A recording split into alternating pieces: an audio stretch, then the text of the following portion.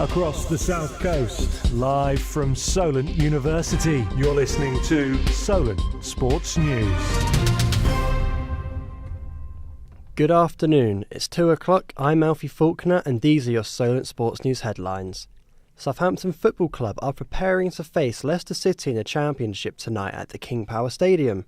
Saints sit just 4 points off the playoff positions despite being in 14th place. The hosts will be hoping to pick up a positive result as they sit one place outside the relegation zone. Our very own football correspondent Toby Dickinson has more on the story.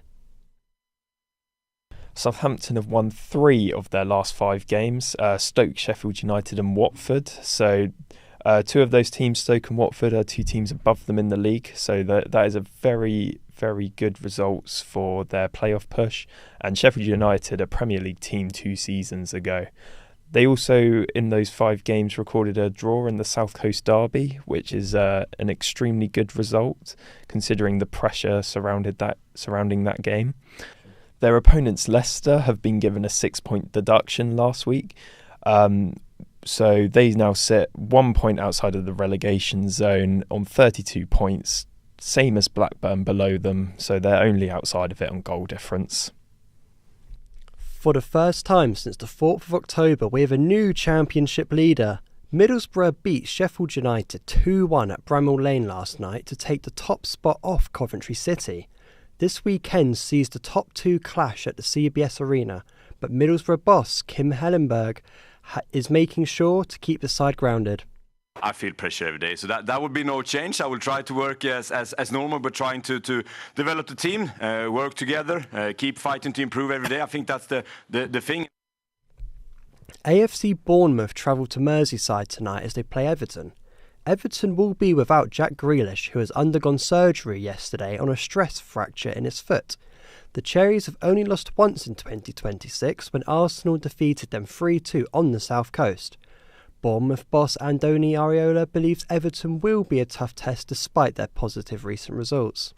I think they are an uncomfortable team to play against because they combine very well. They can play short and then they can go direct, and you have to be a little bit ready for both. Despite boycott calls from the Pakistani government, their T20 World Cup clash against India will go ahead. After a meeting with the ICC, the government reverted their decision, with the game taking place on Sunday. There is a fierce rivalry between the two nations, with the fixture as one of the most lucrative in cricket. For the first time in over 2 decades, the NBA All-Stars match is set to return for the 75th edition. Let's pass to our NBA specialist, Josh Wyatt-Jones. Yeah, thank you, and it's the most exciting part of the regular season again. Fans, I've got 3 words for you: All-Star Weekend, and this year it's in LA, and it's the weekend where the best play the best. You've got the skills challenge, the dunk contest, the 3-point challenge, and then you've got the Rising Stars game. Interestingly, Damian Lillard, he's returning for an Achilles injury. He's not played all year, but he is competing in the 3-point contest, but the main event is obviously the All-Star game. This year it's split into 3 teams. You've got 2 from the US and 1 from the world. Now the USA Stars feature Anthony Edwards, Devin Booker and Scotty Barnes.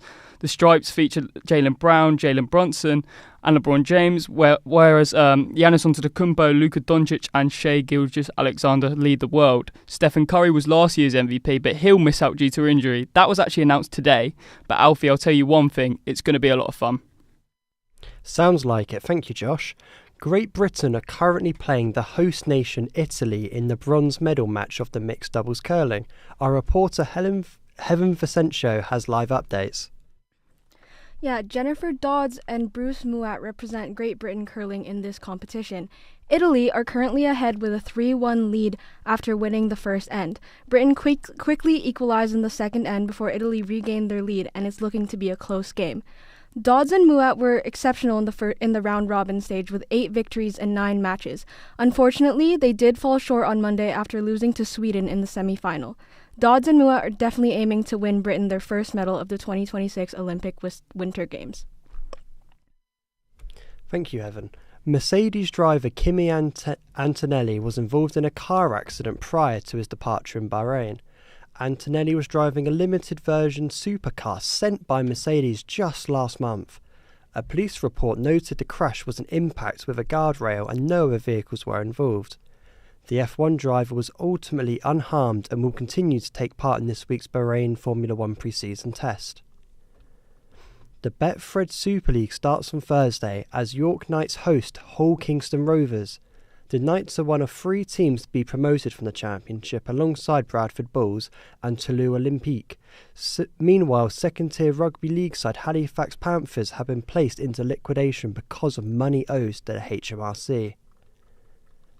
The Netball Super League is returning for its second season. After a record-breaking first season, the Netball Super League returns to Sheffield's Utilita Arena on Saturday, February 21st. Sky Sports, who claim to be the UK's leading investor in women's sports rights, are set to show a whopping 75% of the games, with regular league action returning on the 27th, where London Pulse play Manchester Thunder. Emma Raducanu has been knocked out of the Qatar Open after retiring due to illness. The match got to the third set before the Brit handed a victory to Camilla Osorio. That's all from us this hour. I'll be back at 3.